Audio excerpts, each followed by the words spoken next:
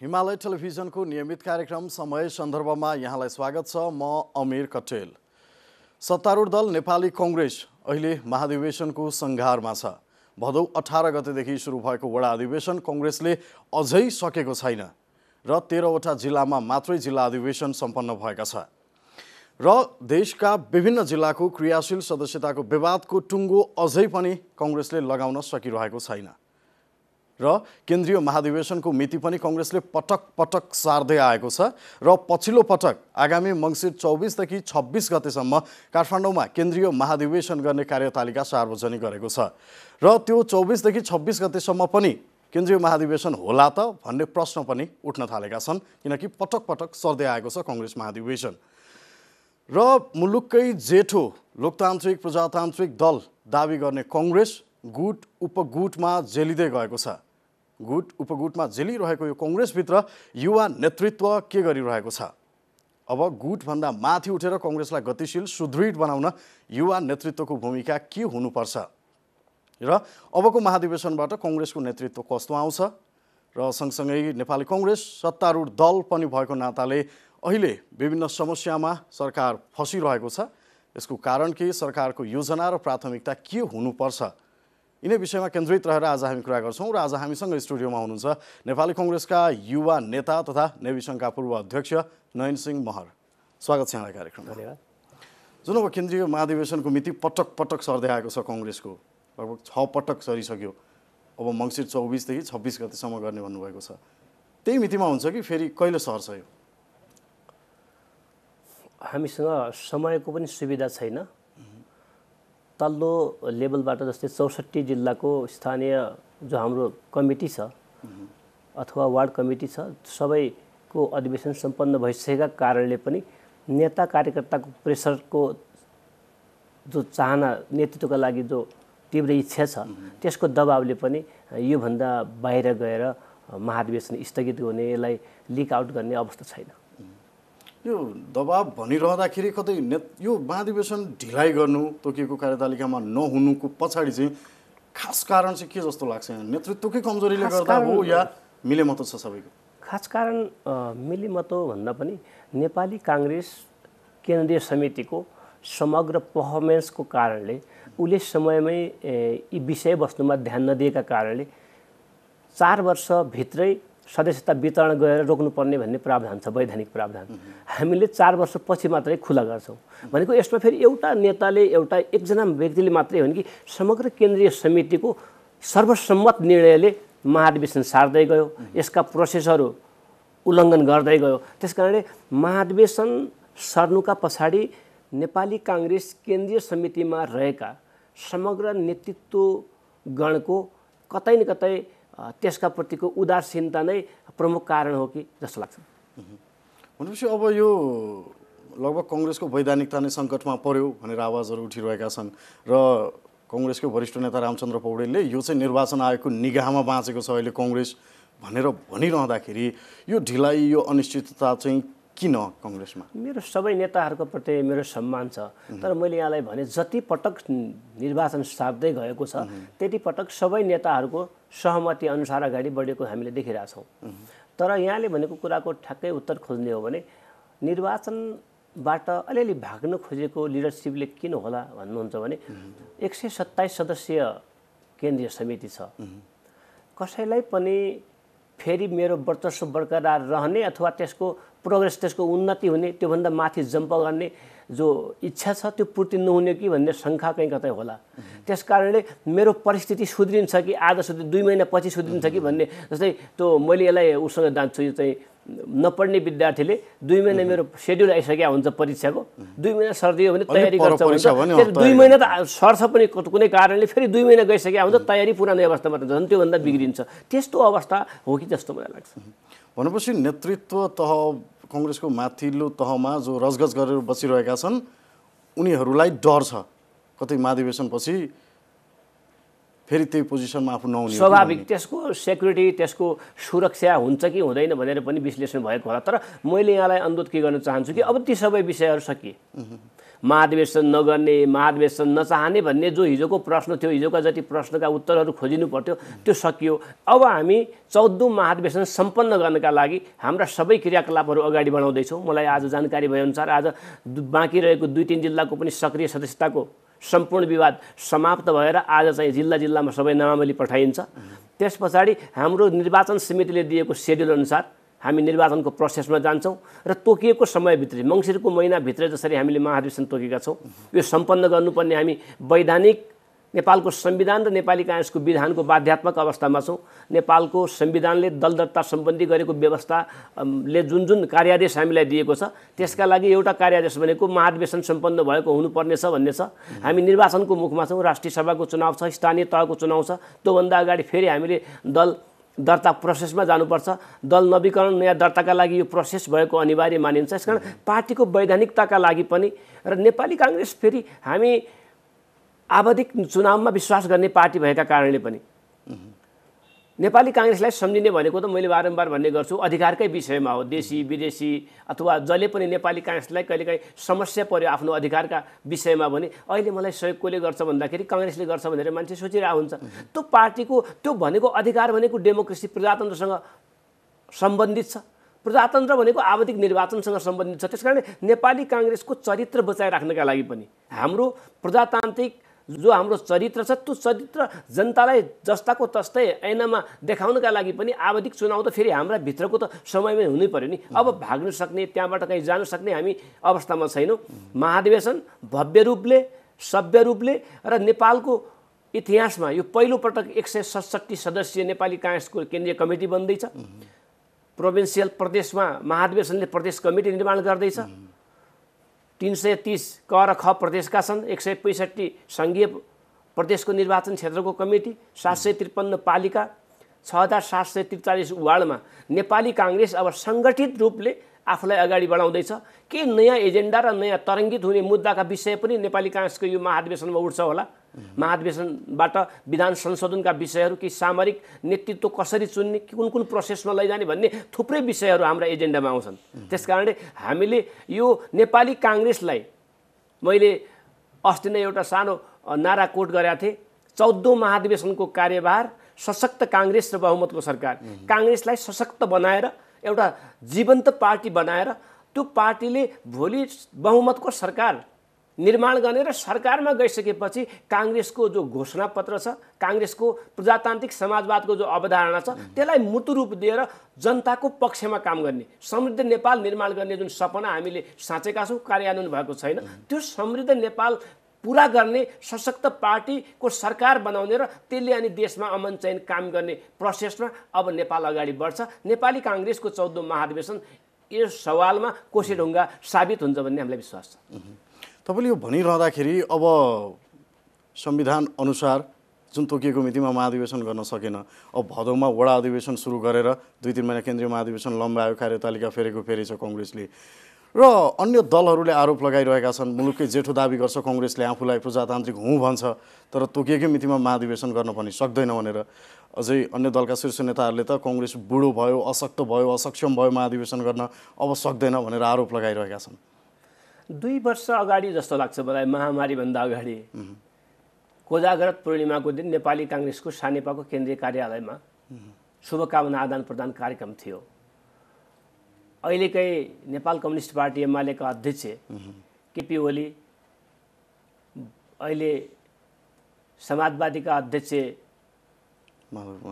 झलनाथ खनाल, माधव नेपाल लगायतका नेताहरू पुग्नु भएको थियो। हामी त्यहीँ थियौँ, स्वागतमा थियौँ। मलाई याद छ केपी ओली र झलनाथ खनालले काङ्ग्रेस कहाँ छ भनेर खोज्न आएका हामी, झलनाथ खनालले बढी भन्नुभयो, केपी ओलीले यो अन्तिम सरकार हो नेपाली काङ्ग्रेसको भन्नुभयो। त्यसकारण हामी उहाँको जस्तै शब्द जस्ताका तस्तै भन्ने पक्षमा त छैनौँ, तर समयको जो आवेग, जो समयको वेग हुन्छ त्यो वेगलाई कसैले थुन्ने प्रयास गर्यो भनेपछि खालि असफलता मात्रै हात लाग्छ। त्यसकारण हिजो 2/3 दम्बमा जसरी नेपाललाई सञ्चालन गर्ने प्रयत्न गरियो नेपाल कम्युनिस्ट पार्टीको नाममा, त्यो सरकारको नाममा हरेक राज्यका सम्पूर्ण संयन्त्रमाथि कब्जा जमाएर सर्वसत्तावादी शासन लाद्ने जो प्रपञ्च गरियो र अन्तिममा कहाँसम्म पुग्यो कि नेपालको संविधानलाई, जनताको नासोको रूपमा रहेको संविधानलाई पनि च्यात्ने किसिमले यसलाई जलाउने किसिमले जसरी संसद जस्तो पवित्र स्थललाई विघटन गर्ने प्रयत्न असंवैधानिक काम भयो, त्यसको विरुद्धमा नेपाली जनताको आन्दोलनको वेग, सर्वोच्च अदालतले कानुन न्यायको सम्मान अनुसार गरेको निर्णयका कारणले जो अवस्थामा यहाँ हामी पुगेका छौँ आज, नेपाली काङ्ग्रेसको नेतृत्वमा गठबन्धन सरकार बनेको छ। मैले आदरणीय नेपाल कम्युनिस्ट पार्टीका अध्यक्ष केपी ओलीजीलाई धेरै कुरा केही भन्नु छैन। हिजो अन्तिम सरकार छ भन्नेहरू अहिले बार्दलीबाट भाषण गर्नुपर्ने अवस्थामा जसरी पुग्नुभयो, भोलि पनि त्यही अवस्था नआउला भन्न सकिन्न। यो समयको वेग हो। मङ्सिरको महिना आम निर्वाचन हुन्छ, चुनावमा आफू जितेर जनताको साथ पाएर फेरि सत्तामा उहाँ पुग्नु हुन्छ भने हाम्रो स्वागतै हुन्छ। तर उहाँका क्रियाकलाप जसरी बालुवाटारको 2/3 सर्वशक्तिमान आफूलाई ठान्नु भएको थियो, हिँडेर बार्दलीमा गएर जुन एकदम घाँटी निखारिएर भाषण गर्नुपर्ने जुन अवस्थामा उहाँ आयो, एउटा रुग्ण ज्यानले जसरी उहाँले बोल्नुभयो, त्यो उहाँको चाहिँ क्रन्दन मात्रै जस्तो लाग्छ मलाई। अलिकति विक्षिप्त हुनुभएको होला। कङ्ग्रेस पनि त अहिले बहुमत ल्याएर सत्तामा पुगेको त होइन भने सर्वोच्चको परमादेशबाट अहिले कङ्ग्रेस नेतृत्वको सरकार बनेको भनेर भनिन्छ। नेपालको संविधान अनुसार नेपालको संविधानले प्रदत्त गरेको जो अधिकार छ, त्यो अधिकारमाथि तत्कालीन प्रधानमन्त्री केपी शर्मा ओलीजीले धावा बोल्नुभयो। त्यसको खिलाफमा जनताको आन्दोलन पनि भयो र सर्वोच्च अदालतमा मुद्दा पनि पर्यो। स्वाभाविक रूपले संविधानको सम्मान गर्दै सर्वोच्च अदालतले निर्णय गर्यो। सर्वोच्च अदालतको निर्णयले संसद बिउतियो, संसदले बनाएको सरकार हो। अनि यो कङ्ग्रेस महाधिवेशनकै कुरा गर्दाखेरि वडा वडामा समस्या, जिल्ला जिल्लामा समस्या, क्रियाशील विवादको समस्या उस्तै छ, अझै सल्टिन सकेको छैन र केन्द्रीय कार्यालयमा विगत 3 महिनादेखि नै अनसन धरना लगायतका विरोधका कार्यक्रमहरू जारी नै छ। यो सबै समस्यालाई समाधान गर्न चाहिँ किन नसकेको? कमजोरी चाहिँ के, कारण के? हामी संस्थाभन्दा व्यक्ति बलियो बन्ने र बनाउने प्रयत्नमा छौँ। यही समाजको एउटा अङ्ग नेपाली काङ्ग्रेस पनि भएका कारणले सामाजिक मनोवृत्ति नै अहिले संस्थाभन्दा व्यक्ति बलियो भन्ने भन्ने चलन छ, त्यही अनुसारले हाम्रो पार्टीभित्र पनि त्यो प्रिभेल गर्यो। त्यो प्रिभेल गरिसकेपछि अब पार्टीका नेताहरू पनि आफू बलियो बन्नका लागि केही कर्महरू गर्न थाले र त्यो कर्म गर्दाखेरि सक्रिय सदस्यताहरू आफ्ना नजिकका मान्छेलाई बढी दिन सक्यो भने मेरो मान्छे आउँछ भन्ने उत्कण्ठा जाग्यो। त्यस कारणले यो एकदम तरोड मरोड भएको मात्रै हो। नत्र मैले यहाँलाई भने अगाडि भने मैले 4 वर्षभित्रै सक्रिय सदस्यता बाँडिसक्नुपर्नेछ। लास्ट प्रणालीमा कतै त्रुटि हो कि त्यसलाई करेक्सन गरेर अगाडि बढ्नुपर्ने हो कांग्रेसले? मैले भने यसको लागि चाहिँ के गर्नुपर्छ? नेपाली कांग्रेसको विधानमा धेरै कुरा गर्नुपर्ने जरुरत छ। हामी विधानले दिएको, संविधानले दिएको कुरा भन्दा पनि कहिलेकाहीँ बाहिर जान खोज्छौँ आफूलाई व्यक्तिगत फाइदा, समूहगत फाइदाका लागि। अब त्यसलाई अन्त गर्नुपर्छ। अब भनेको यो नेपाली कांग्रेसको महाधिवेशनको मूल एजेन्डा भनेकै प्रमुख मूल नेतृत्व बन्न चाहने जति सभापतिका क्यान्डिडेट हुन्छन् उहाँहरूले आफ्नो नेतृत्वमा नेपाली कांग्रेस निर्माण भयो भने मेरो यो कार्ययोजना छ, मेरो समय सारणी यो छ, यो समयावधिमा मैले यो काम गर्छु भनेर त्यो जितेको सभापतिले त्यसलाई अनुमोदन गराएर अगाडि बढ्नुको विकल्प छैन। नत्र संविधानमा लेखिन्छ, विधानमा लेखिन्छ, नेता चुनिन्छ, नीति पास हुन्छ, कार्यान्वयन हुँदैन। अहिलेको हाम्रो समस्या भनेको कार्यान्वयनको समस्या हो। अलिकति हामी मोरालिटी भन्दा बाहिर जाने प्रयत्न गर्छौँ, अलिकति नैतिक आचरण बन्धन भन्दा हामी यसो त्यसलाई भत्काउने कोसिस गर्छौँ, कोड अफ कन्डक्ट मान्दैनौँ। त्यसकारण अब त्यसलाई गर्ने भनेको हरेक महिनाको सेड्युलमा 4-5 वर्षको कार्यकालमा यति बेला यो काम भइसकेको हुन्छ, यति बेला यो एउटा वर्क प्लान नभइकन कार्ययोजना सहितको त्यो सभापतिको उम्मेदवारले महाधिवेशनको त्यो हलबाट पास नगराइकन अलिकति अगाडि बढ्नु गाह्रो हुने हो। किनकि यो गुट मिलाऊ, अर्को गुट मिलाऊ, यसरी मिलाऊ, केन्द्रीय समितिको बैठक राख, बडो समस्याग्रस्त छ। अझ मैले त यहाँलाई अनुरोध के गरेँ कि नेपाली कांग्रेसको विधानमा हामी एउटा नयाँ कुरा गर्न सक्छौँ। हरेक तहतको मूल नेतृत्व डाइरेक्ट सक्रिय सदस्य, क्रियाशील सदस्यताबाट चयन गर्ने र त्यसले आफ्नो टिम निर्माण गर्ने, त्यसले समग्र आफ्नो टिम जुन तहतको केन्द्रीय समूहको आफ्नो टिम निर्माण गर्ने, त्यो टिम निर्माण गरेको त्यो नेतृत्वलाई 5 वर्ष बिना शर्त सञ्चालन गर्न दिने। त्यो बिना शर्त सञ्चालन गर्न पाएको नेतृत्वले राम्रो काम गर्न सक्यो फेरि आउन सक्छ, नभएपछि उसले बिदा लिने। एउटा कम्तीमा त्यो टाइपको परम्परा हामीले राख्न सक्यौँ भनेपछि कतै न कतै हामी पुग्छौँ जस्तो मलाई लाग्छ। कांग्रेस पार्टीको महाधिवेशन अलिकति वैज्ञानिक तौरले म यति काम गरेँ भने म सक्रिय क्रियाशील सदस्य हुन्छु। क्रियाशील सदस्य त क्रियाशील सदस्यको बारेमा जानकारी छैन। त्यसकारण मैले महाधिवेशनको अर्को एजेन्डा पनि उठाएको छु। हरेक क्रियाशील सदस्यले क्रियाशील सदस्यता प्राप्त गर्नु अगाडि निश्चित अवधिको प्रशिक्षण लिएको हुनुपर्नेछ। किनकि काङ्ग्रेस देश, राजनीति, विकास, राष्ट्रिय अन्तर्राष्ट्रियका बारेमा त जान्नु त पर्यो। त्यो नेता हो नि त। हरेक क्रियाशील हाम्रो सदस्य हाम्रो नेता हो नि त। त्यो नेताले कति बुझ्ने र अझ त्यसबाट पनि हाम्रो भित्र गुट उपगुटको समस्या छ। गुट उपगुटको समस्या छ भने अब आधामा त हामी पुगिसक्यौँ। मैले 2 वर्ष अगाडि केन्द्रीय कार्यालयमा निवेदन दर्ता गरेको छु।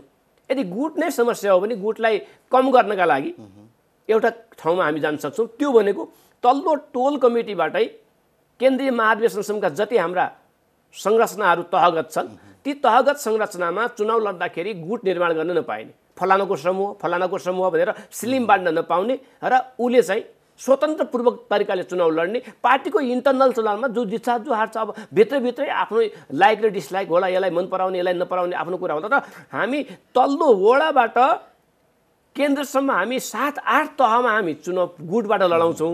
सक्रिय सदस्य गुटको आधारमा वितरण गर्छौँ अनि केन्द्रमा हामीले गुटविहीन काङ्ग्रेसको कल्पना गर्नु बेकार कुरा हो।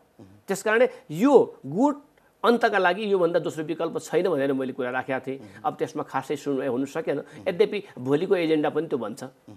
त्यो कुरा चाहिँ तपाईँको मात्रै हो कि यो विधानलाई संशोधन गरेर अगाडि बढ्नुपर्छ भन्ने, कि तपाईँ जस्तै अरू युवा नेताहरूको धारणा के पाउनु भएको छ यसमा र के देख्नुहुन्छ भने काङ्ग्रेसको विधान संशोधन भएर तपाईँले भनेको लगायत परिष्कृत भएर अगाडि बढ्ने सम्भावना छ कि छैन? परिष्कृत गर्ने अन्तिम हाम्रो सर्वोच्च निकाय भनेको महाधिवेशन नै हो। महाधिवेशनमा आउने 4500 हाराहारीका जो प्रतिनिधि नेता छन्, 7-8 लेभलबाट चुनिएर आएका जो हरेक नेता छन्, विदेशी सम्पर्क समितिका साथीहरू छन्, देशको हरेक 165 निर्वाचन क्षेत्रबाट आउँछन्, वर्गीय हाम्रा प्रोफेसनल अर्गनाइजेसनहरू छन् त्यहाँबाट आउँछन्, तिनको कलेक्सन एउटा क्रिम माइन्डले त्यहाँ आउने भएका कारणले नेपाली काङ्ग्रेसलाई कस्तो बनाउने भन्ने बारेमा डिबेट चाहिँ हुनुपर्छ। जस्तै मैले युवा काङ्ग्रेसको एउटा कन्सेप्ट अगाडि बढाएको छु। युवा काङ्ग्रेसलाई सबैको एउटा बकेटका रूपमा राखेर त्यहाँ हामीले विकास, राजनीति, अन्तर्राष्ट्रिय सम्बन्ध, नैतिकता अथवा आचार संहिताका बारेमा केही पढाउने एउटा नेता राम्रो बन्नु पर्दैन। देश सञ्चालन गर्छु भन्ने नेता, एउटा सानो अफिसको एउटा कार्यालय सहायक राम्रो बन्नुपर्ने, सेक्युरिटी गार्डले राम्रोसँग ड्युटी निर्वाह गर्नुपर्ने, अनि नेता नैतिकवान हुनु परेन। नेताले आफ्नो आचरणभित्र बस्नु पर्दैन। नेता आर्थिक रूपमा पारदर्शी हुनु परेन। यो विषय चाहिँ गम्भीर विषय छ। यो विषय प्राप्त गर्नका लागि, यी विषयमा छलफल गर्नका लागि महाधिवेशनभित्र केही वैधानिक काङ्ग्रेसको केही संरचना र त्यसको केही नीति नियम, केही त्यसका उद्देश्यहरूमाथि केही बहस गर्ने बेला चाहिँ भएको छ। बीपी कोइरालाले तत्कालीन अवस्थामा प्रतिपादित गरेको नेपाली काङ्ग्रेसको जो सैद्धान्तिक, जो कार्यक्रमागत, जो संरचनागत जुन किसिमको उहाँले स्पिरिट देखाउनु भयो त्यसलाई समय सन्दर्भ अनुसार कार्यान्वयनको आवश्यकता छ। अहिले संशोधन त म भन्दैन, केही थप परिष्कृत र समय सन्दर्भ अनुसारको कार्यान्वयन भएको छैन र समय सान्दर्भिक पनि बिस्तारै बनाउँदै जानुपर्ने छ। हामी 2007 सालको एउटा मोडालिटीमा गयौँ। आज चाहिँ यो 77 साल पास भइसके पछाडि पनि हामी फेरि त्यही पुरानै ढर्रामा रहनु पनि सम्भव नहोला। हामीले आफूलाई समयअनुसार अपडेट गर्नु पर्यो। P3 कम्प्युटर अहिले चाहिँ अब हामीले अहिले क्लिक गर्यो भने त्यसले काम गर्न सक्दैन नि। 9 क्रस भइसक्यो। हो, महाधिवेशनकै सन्दर्भमा अब कुराहरू उठिरहन्छन् बेला बेलामा। अब पुस्तान्तरण हुन जरुरी छ, युवा नेतृत्व आउनुपर्छ पार्टीमा भनेर चर्का कुराहरू भइरहँदाखेरि अबको महाधिवेशन चाहिँ कस्तो देख्नुहुन्छ? कि अबको वृद्ध नेतृत्व हटेर युवा पुस्तामा नेतृत्व हस्तान्तरण हुने सम्भावना छ कि छैन?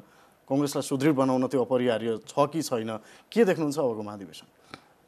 युवा नेतृत्व आउने कुरा सम्भव छ कि देउवालाई नै युवा नेता भनेर मानेर हिँडिरहनु पर्ने? म यहाँलाई भन्छु र समयको माग पनि हो। समयको माग पनि हो। युवा नेतृत्व स्थापित हुनु आवश्यक पनि छ। तर नेपाली काङ्ग्रेसको नेता बन्नका लागि, त्यसको प्रथम व्यक्ति बन्नका लागि जसलाई हामी युवा भन्छौँ, अब युवाको परिभाषा कहाँबाट गर्ने? यहाँले मलाई पनि युवा नेता भन्नुभएको छ। युवाको, नेपालको युवाको परिभाषा भनेको बिलो 40 हो, 40 भन्दा तल हो। 40 भन्दा तलका कुनै साथीहरूले मात्रै होइन कि मेरो सरहका 50 को अराउन्डका पनि कुनै एउटा कल्याण गुरुङजी बाहेक अरू कसैले पनि सभापतिको लागि दावा गर्नुभएको छैन। अब फर्स्ट म्यान आउने सम्भावना देखिएन नि त। फर्स्ट म्यान त आउने भएन। अब बाँकी लिडरसिपका लागि बाँकी लिडरसिपका लागि पनि अब 4500 को हाराहारीमा आउने मैले भने 7 चरणको परीक्षा पास गरेर आएका नेताहरूको जो महाधिवेशनको हल छ त्यो हललाई लाग्यो मेरो नेता यो हुन सक्छ, काङ्ग्रेस पनि यसले बचाउँछ, सशक्त काङ्ग्रेस पनि यसले निर्माण गर्छ र देश पनि समृद्धितर्फ यसले लग्छ भन्ने लाग्यो भनेपछि जोसुकै पनि लिडरसिपमा जान सक्ने भयो। अब त्यो हललाई लागेन, यसले सक्दैन, यो सक्दैन, यो चाहिँ यसले यति क्राइटेरिया यसको पुगेको छैन, यसले यो पुर्याउनु पर्छ भन्ने लाग्यो भनेपछि विस्थापित पनि हुनु पर्यो। त्यसकारणले त्यो योग्यता, त्यो क्षमता हामीले हाम्रो पुस्ताले देखाउनु जरुरी छ। उम्मेदवारी मात्रै हाल्ने होइन कि, उम्मेदवार मात्रै होइन कि विजय हुनका लागि आएका 4500 प्रतिनिधिहरूको मन जित्ने र उनीहरूले सोचेको अनुसारको काङ्ग्रेस यसले निर्माण गर्न सक्छ भन्ने विश्वास उनीहरूमा जगाउने वातावरण बनाउनु पर्यो। पहिलो कुरा उम्मेदवारी होइन, पहिले त्यो वातावरण सिर्जना गर्नु पर्यो, अनि मात्रै लिडरसिप हाम्रो अगाडि बढ्छ। तर हाम्रा बिचमा पनि केही समस्या छन्, गुटगत आधारमा, समूहगत आधारमा सबैको साझा नेता बन्न नसकिएको अवस्था अद्यावधिक हाम्रो युवाहरूको अगाडि छ। परिष्कृत हामीले पनि हुनुपर्ने जरुर छ। तर नेपाली काङ्ग्रेसको यो 14औं महाधिवेशनले संसारभरि यहाँले देख्नु भएको छ। 34 वर्षमा चाहिँ फिनल्यान्डमा एकजना महिला प्रधानमन्त्री भइन्, 95 वर्षमा चाहिँ मलेसियामा फेरि राष्ट्रपति भए। मतलब भन्दाखेरि के हो कि यो उमेरको एउटा कुरा त होला नै, तर केही वैचारिक कुरा, केही दृढ सङ्कल्पका कुरा, केही कन्फिडेन्सका कुरा भनेको आत्मविश्वासका कुरा, के साँच्चीकै कार्यान्वयन गर्छ भन्ने एउटा हिम्मतका कुरा पनि हुने भएका कारणले अहिलेको हाम्रो महाधिवेशनबाट आउने 167 सदस्यीय जो केन्द्रीय समितिको निर्माण हुँदैछ त्यो 3टा पुस्ताको, हजुरबाको पुस्ता, बाको पुस्ता र हाम्रो पुस्ता, 3टा पुस्ताको कतै समायोजन त्यस्तो मिक्सअप हुन्छ कि जस्तो चाहिँ देखिँदैछ। नेतृत्व परिवर्तन हुन्छ कि हुन्न महाधिवेशनपछि अहिले भएको नेतृत्व भनेको यहाँले प्रथम व्यक्तिलाई मात्रै मान्नु भएको हो भनेपछि अझै छलफलको क्रम जारी छ। नेतृत्व भनेको मलाई के लाग्छ कि समग्र केन्द्रीय सदस्य पनि नेता हो, देशभरका साथीहरूले भोट हालेको हुन्छ। त्यसकारणले परिवर्तनको चाहना चाहिँ जनता र कार्यकर्तामा छ। अहिलेको 127 सदस्यीय केन्द्रीय समितिले जति गर्नु पर्थ्यो गरेन कि भन्ने चाहिँ लागेको छ। तर नेपाली काङ्ग्रेसको अहिलेको अवस्था हेर्दाखेरि बरकरार रहेको सभापति, हिजो इतिहासलाई पनि केलाउँदै जाने हो भने जो सभापति एकपटक छ उसले दोस्रो पटकका लागि मैले फेरि काम गर्छु, मैले केही मेरो अधुरो योजना छ, म त्यसलाई कार्यान्वयन गराउँछु भन्ने एउटा इच्छा राख्नुभयो र म फेरि अनुमोदित हुन्छु भन्ने इच्छा राख्नुभयो भने नेपाली काङ्ग्रेसको महाधिवेशनको फ्लोरले स्वाभाविक रूपले त्यसलाई अवसर दिएको अवस्था हामीले देख्छौँ। र पछिल्लो पटक त झन् नेपाली काङ्ग्रेसको जो नेतृत्वमा जसरी गठबन्धन बनेको छ त्यो गठबन्धन निर्माण भइसकेपछि एक खाले नेपाली काङ्ग्रेसको कार्यकर्ताहरूमा पनि साहस, उत्साह सबै आएको छ। सरकारले यसलाई मन दिनु हुँदैन। केपी ओलीले गरेका हिजो जति गलत क्रियाकलाप थियो त्यो गर्ने सरकार त यो सरकारको नेतृत्वलाई छुट छैन। तर सरकार त्योभन्दा बढी गर्न थालेको छ। तर सरकार निर्माण भइसके पछाडि सरकारको मार्फतले राजस्व पनि प्राप्त भएको छ र केही हिजोको सरकारले 1-2टा कदम असाध्यै राम्रो पनि भएका छन्। यहाँले महामारीको बेला भ्याक्सिनको कुरा अथवा स्वास्थ्यको अस्तव्यस्तको कुरा हेर्नुभयो भने त्यति बेला र अहिलेको बेलामा यसरी हामी कुरा गर्ने अवस्थामा आएका छौँ। भन्न त हिजोकै क्रियाकलापको यो निरन्तरता हो पनि भन्छन् साथीहरूले। तर त्यही योजनामा लेखेर चिठी पठाएर मात्रै हुँदैन नि त, कार्यान्वयनको कुरो हो। कार्यान्वयन भनेको सरकारको बस्ने नेताहरूको नेपाली काङ्ग्रेसको नेतृत्वको अन्तर्राष्ट्रिय रिलेसन जो सम्बन्ध, जो सम्पर्क छ त्यसको कारणले हामी यो अवस्थामा आइपुगेका हौँ। यिनी नै विषय भएका कारणले मैले यहाँलाई छोटकरीमा भन्दाखेरि बरकरार रहेको नेतृत्वले दोस्रो पटकका लागि, 2 पटकभन्दा बढी त हुनु पाउँदैन, दोस्रो पटकका लागि मेरा केही अधुरा कार्ययोजना छन्, म यसलाई सम्पन्न गर्छु भन्ने यदि प्रस्ताव राख्यो भने नेपाली काङ्ग्रेसको महाधिवेशन हलले त्यसलाई पास गरेको अवस्था छ। यसपटक पनि त्यो कुरा नै अगाडि बढ्न सक्ने सम्भावना छ। तपाईँ पछिल्लो समय विभिन्न जिल्लाहरूमा देश दौडामा पनि गइरहनु भएको छ। काङ्ग्रेसको आम नेता कार्यकर्ताको चाहना, आकाङ्क्षा, सपना के छ र अब आउँदै गरेको महाधिवेशनबाट कस्तो नेतृत्व आउनुपर्छ र त्यो नेतृत्वले चाहिँ साँच्चै त्यो नेता कार्यकर्ताको चाहना पुरा गरोस् भन्ने त्यो तल्लो तहका नेता कार्यकर्ताको अपेक्षा चाहिँ के? म दुईटा मलाई एउटा कुरा भन्नु मन लाग्यो। तल्लो तहका माथिल्लो तहका जो भए पनि जनता हुन् नि, 9 लाख त हाम्रो साथीहरू क्रियाशील सदस्य छन्। मैले जनताका तर्फबाट कुरा गर्छु। जनतालाई यहाँले सोध्नुभयो, हिमालयन टेलिभिजनको कुनै कार्यक्रम गाउँमा गर्नुभयो, जनतालाई सोध्नुभयो, प्रश्न सोध्नुभयो, नेता कस्तो चाहनुहुन्छ भनेर सोध्नुभयो भने जनताको सिधा उत्तर छ, अत्यन्तै सादगी जीवन भएको, वर्षकसम्म हवाई चप्पल लाओस्, तराई छ भने वर्षकसम्म साइकलमै हिँडोस्, कुर्ता सुरुवाल मात्रै लगाएको होस्, झोला भिरेको होस्, 200-400 मान्छे कार्यकर्तालाई ठुलो भोज बदेर होइन कि सामान्य त्यो टिनको छाप्रो पनि चिया खाने होस्, मतलब भ्रष्टाचारी हुँदै नहोस्, अत्यन्तै नैतिक आचरणवान होस्, त्यस्तो नेता होइन। कार्यकर्ताको नेताको नेताका प्रतिको जनताको अपेक्षा, जनताको कुरा गर्दैछु अपेक्षा। अब कार्यान्वयन कस्तो हुन्छ? अब तपाईँ चुनावमा जानुभयो, अब मङ्सिरको महिना त चुनाव हुँदैछ।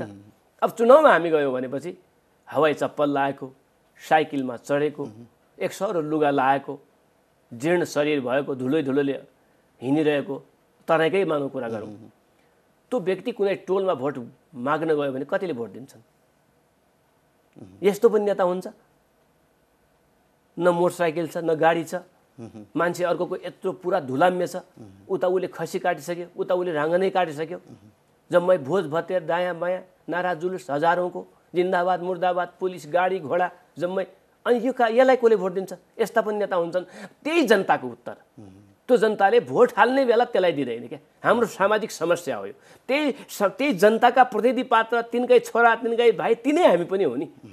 यो सोच, अर्काका प्रतिको अपेक्षा चाहिँ हामी एकदम महान हुनुपर्छ, त्यो धेरै राम्रो हुनुपर्छ, त्यो सादगी, त्यो उच्च स्तरको जीवन अलिक अनुशासित हुनुपर्छ भन्ने, आर्थिक पारदर्शी हुनुपर्छ भन्ने। तर हामीले रिलेसनमा राख्दाखेरि, हामीले उसँग सम्बन्ध बनाउँदाखेरि अत्यन्तै अवसरका आधारमा यसबाट फाइदा के हुन्छ, यसको चरित्र हिजो मैले अपेक्षा गरेँ भने कि त्यसको भन्दा उल्टो छ कि छैन भनेर हामी जब व्यवहार गर्छौँ नि, त्यसले समस्या हुन्छ। आम जनताको चाहना नै त्यो छ कि नेतालाई भ्रष्टाचार बनाउन प्रेरित गर्ने? जनताको समस्या, जनतामा समस्या छ। जनताले मैले यहाँलाई भने ल यहाँ हामी ट्राई गरौँ, मैले भने हवाई चप्पल लाएर साइकलमा हिँड्दै गरेको एकजना स्वच्छ व्यक्ति भोट माग्न भयो भने भोट पाउँदैन, उसले 100 भन्दा बढी भोटै नदिने अवस्था छ, नपाउने अवस्था छ।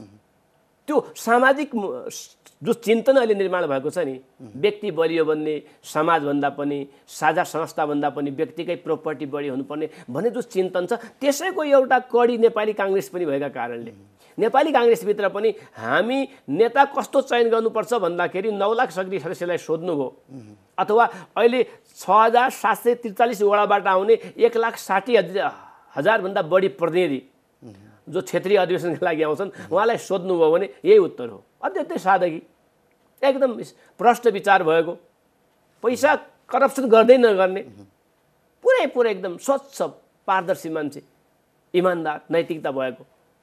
अब भोट हाल्नुपर्ने अवस्था आयो, भोट हाल्नु पर्यो नि त क्षेत्रीय प्रतिनिधिले। भोट हाल्ने अवस्था आइसक्दाखेरि भोट उल्टोतिर जान्छ। यसमा रिथिङ्क नगरिकन मैले मोरालिटीको कुरा गरेको, नैतिक प्रश्न मेरै अगाडि, तपाईँकै अगाडि, समग्रको अगाडि उभिसक्यो।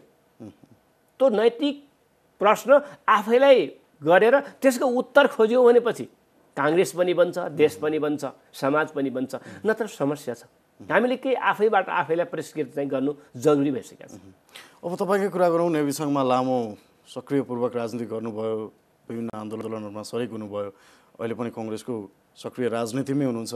अब महाधिवेशन नजिकै गर्दा पदाधिकारीमा सायद तपाईँ पनि आकाङ्क्षी हुनुहुन्छ। अबको महाधिवेशनमा यहाँको उम्मेदवारी केमा हुन्छ?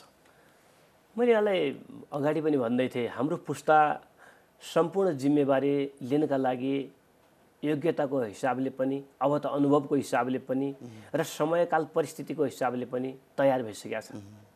हामी जुनसुकै जिम्मेवारी दिए पनि त्यसलाई बडो कुशलतापूर्वक हामी सम्पन्न गर्न सक्छौँ। तर मागेर जिम्मेवारी नपाइने अवस्था छ। युवा नेता भन्दै त्यो नेता बुढो भइसकेको अवस्था, न उसले सांसद पाउँछ, न केन्द्रीय सदस्य पाउँछ, त्यो अवस्था पनि छ। त्यो सन्दर्भमा अब यहाँको भूमिका के हुन्छ? हाम्रो जस्तो मुलुकमा, हाम्रो जस्तो राजनीतिक प्रवृत्ति भएको ठाउँमा कसैले अधिकार भनेको दान दिने विषय होइन, त्यसलाई थुतेर नै, त्यसलाई अलिकति तागतकै हिसाबमा लिने हो। अब यति मात्रै भन्न सक्छु, म लामो समयदेखि नेपाल विद्यार्थी सङ्घको राजनीतिबाट अगाडि बढेको हुँ। मलाई याद छ 2047 साल कार्तिक 16 गते अहिलेको पार्टी सभापति त्यति बेला चुनाव पनि लड्नु भएको थियो अनि डडेलधुरा जानुभएको थियो। मेरो स्कुलमा म अध्यक्ष थिएँ। मैले त्यति बेलादेखि पहिलो भाषण उहाँको कार्यक्रममा त्यति बेला त्यो दिनदेखि राज्यको कुनै पनि सार्वजनिक पद प्राप्त नगरिकन अहिले यो 46 वर्ष पार गरिसकेको छु। मतलब आजका दिनसम्म म कन्टिन्युअस पार्टीमा लागेको छु। आफ्नो तौरले पार्टीभित्र राम्रै होस्, इमान्दारीपूर्वकै काम होस्, अलिकति नैतिकताको हिसाबले नै पार्टीको राजनीति अगाडि बढोस् भन्ने एउटा दृढ इच्छा शक्ति बनाएर लागेको व्यक्ति भएको कारणले र भोलि कुनै अब आफूलाई यहाँलाई मैले एउटा यो टेलिभिजनमा मैले भनिरहेको हुन्छु, यहाँलाई पनि मैले अनुरोध गरेँ, फेरि एउटै पदमा दोस्रो पटक आउँदै नआउने दृढ सङ्कल्प बोकेका मान्छे भावनाले पनि one time one main one post जम्मा एकभन्दा बढी नेपाली काङ्ग्रेसको राजनीतिक पदमा मैले पार्टीगत तहतमा त्यो पदमा फेरि ब्याक हुँदै नहुने एउटा दृढ सङ्कल्प लिएर अगाडि बढेको व्यक्ति भएका कारणले समाज रूपान्तरणका पक्षमा, नेपाली काङ्ग्रेसको सशक्तताका पक्षमा र देशको समग्र समृद्धिका पक्षमा अझ यहाँलाई मैले भन्दाखेरि मलाई खुसी लाग्छ। मैले विद्यार्थी जीवनमा उठाएका थुप्रै मुद्दाहरू राज्यले अहिले अन गरेका छ। शिक्षाका विषयमा हामीले चाहिँ शिक्षा अहिले पनि मेरो मुद्दा अझै एउटा मुद्दा त पुरा भएको छैन। शिक्षा र स्वास्थ्य जहिलेसम्म हामी निःशुल्क बनाउन सक्दैनौँ, नागरिकमा दुई तहका नागरिक हुने र भ्रष्टाचार पनि त्यही डाक्टर र इन्जिनियर छोरो पढाउनका लागि हुने त्यो अवस्था पार गर्नका लागि म विद्यार्थी राजनीति गरेर आएको भएको कारणले पनि मेरो राजनीतिक जीवनको ठुलो सङ्कल्प हो त्यो। म भोलि यो देशको प्रथम व्यक्ति कुनै दिन बने भनेपछि टप लेभलमा म कार्यकारी तहमा गएँ भनेपछि पहिलो मेरो कुरा पहिले मैले होला अलिक केही समय लाग्ला मलाई पहिले त्यो यो विषय चाहिँ अत्यन्तै गम्भीर विषय देख्छु मैले। समाजका छरफस्ट एजेन्डाहरू छन्, हामी भन्छौँ, मुखले भन्छौँ, भाषण गर्छौँ, मिडियामा लेख्छौँ, यसरी टेलिभिजनमा अन्तर्वार्ता दिन्छौँ, तर कार्यान्वयनको पक्ष अत्यन्तै फितलो छ। जनताका समक्ष जति हामीले फुर्ती लाए पनि जस्ताको त्यहाँको त्यही छन्। महामारीले यत्रो आक्रान्त भयो नेपाल, मान्छेले खान पाएनन्, 35 लाख मानिसको जागिरी गएको छ नेपालभित्रै, 6 लाखको हाराहारीमा विदेशबाट नेपाल फर्किएका छन्। त्यो युवाको बारेमा बोल्ने र तिनको लागि बोलेर मात्रै भएन कि कार्ययोजना बनाउने हामीले अहिलेसम्म ठोस आधार तयार गरेका छैनौँ। यो आधार तय गर्नुपर्ने छ। 80 लाख मानिस अहिले नेपाली विदेशमा छन् भन्दैछौँ हामी, जोसँग प्रविधि छ, क्षमता छ, सिप, ज्ञान अनि पैसो, आर्थिक अवस्था पनि छ। त्यसलाई नेपालमा ल्याउनेतर्फ हामीले कुनै ध्यान दिइरहेका छैनौँ। विदेशमा बसेका नेपालीलाई भोटिङको व्यवस्था गर्नुपर्छ भनेर हामीले भनेको आवाज आजसम्म पनि साकार भएको छैन। भनेपछि समग्र नेपाल राजनीति भनेको एउटा पोलिटिकल पार्टी बनाउने भनेको पार्टीको एउटा व्यक्ति बनाउने मात्रै होइन। पार्टीले गरेको निर्णयले नेपालको सामरिक जीवनमा, नेपाली जनजीवनमा महत्त्वपूर्ण त्यसले उथलपुथल ल्याउने भएका कारणले त्यो पार्टीमा बस्ने नेता योग्य हुनुपर्ने, चरित्रवान हुनुपर्ने, क्षमतावान हुनुपर्ने जरुर छ। अनि त्यो पार्टी सशक्त भएर त्यसले सञ्चालन गरेको देशले मात्रै जनताले राम्रो ओत पाउँछन्।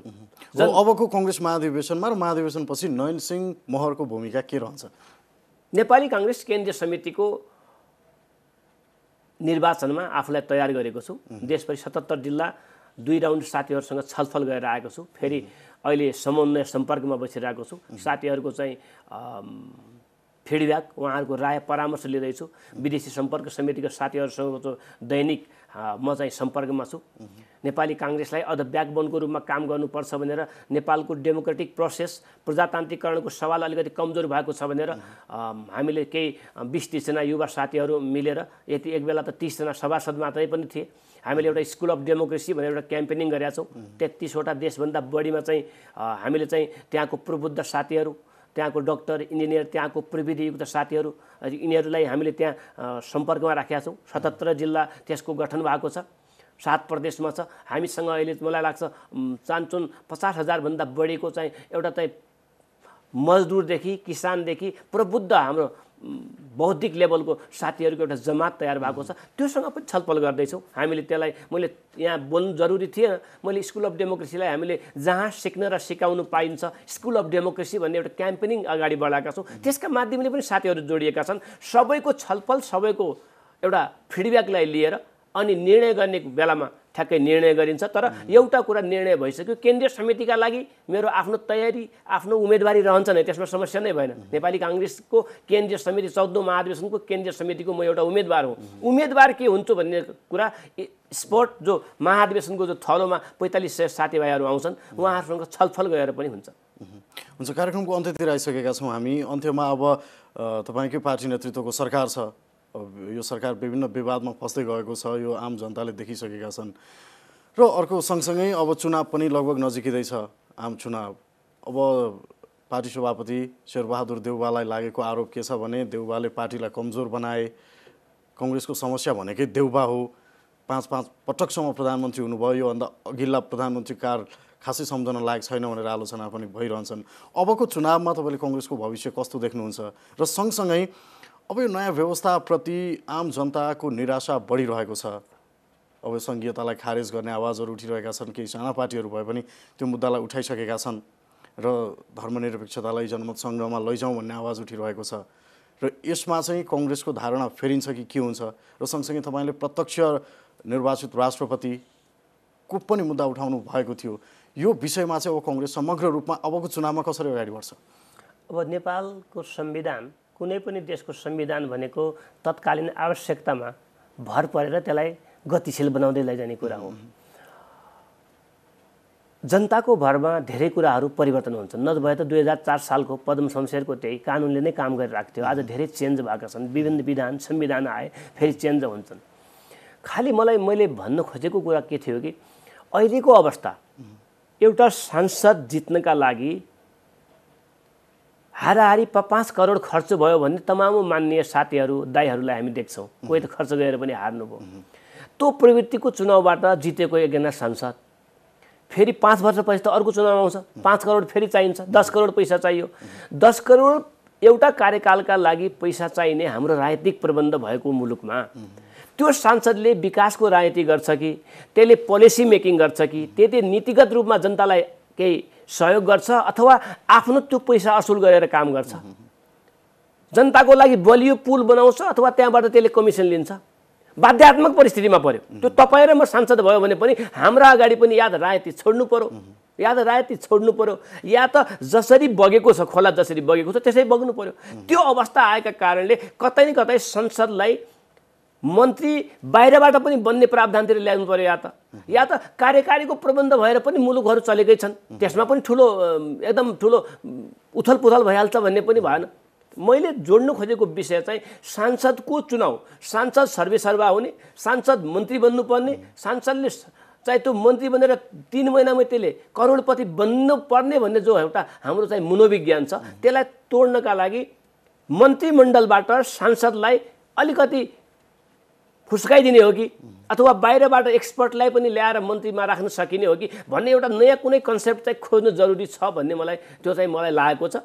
म त्यो मेरो एजेन्डागत रूपमा पनि उठाइरहेको छु र यसको उत्तर नखोजिकन non corrupted society, non corrupted political सिस्टमको कल्पना गर्न सकिन्छ जस्तो मलाई लाग्दैन। अब कसैले भन्ला यो कुरा, कसैले नभन्ला, तर सबैको जीवनमा चाहिँ यो घटेको घटना हो। हस्, समय सकिएको छ। यहाँको समय र विचारको लागि धेरै धेरै धन्यवाद। धन्यवाद यहाँलाई। दर्शकवृन्द, आजको समय सन्दर्भमा हामीले कुरा गऱ्यौँ नेपाली काङ्ग्रेसको आसन्न महाधिवेशन र अबको चुनावमा काङ्ग्रेसको एजेन्डा के भन्ने विषयमा नेपाली काङ्ग्रेसका युवा नेता तथा नेवी सङ्घका पूर्व अध्यक्ष नयन सिंह महरसँग। आजको लागि समय सन्दर्भ सकिएको छ। हिमालय टेलिभिजन तपाईँ हेर्दै गर्नुहोला। नमस्ते।